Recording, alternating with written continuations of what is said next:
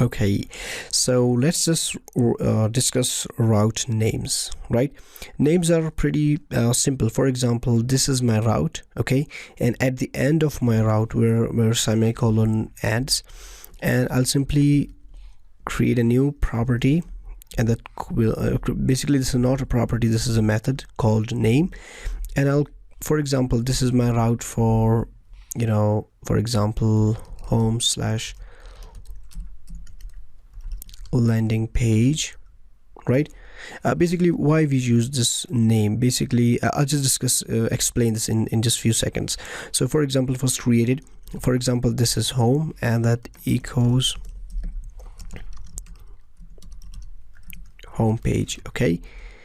And then if I just create a new route, and for example, this route, the name of the route is, for example, simply page, and then we'll pass a closure function, and then we say return redirect to route. Okay, the name of the route this time is home. Okay, so let's just check it. Basically, I'll just directly visit the home route, say home. Okay, I think we need to say page, so it redirects us to home page. There we go. Okay, basically we are writing page, and we are just referencing the name of the route, and it redirecting us to the same URLs, the same link.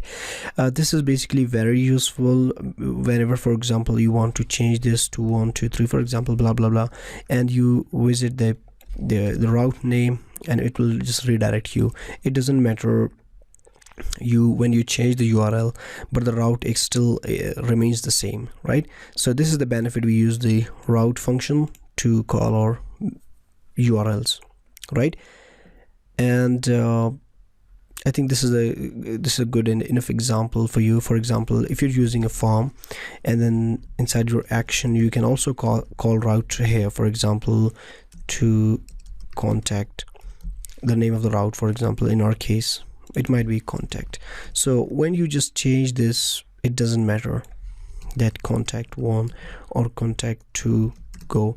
Okay, so that doesn't matter. Basically, when the name of the route is contact, so it does not affect on anything, right? This is pretty useful.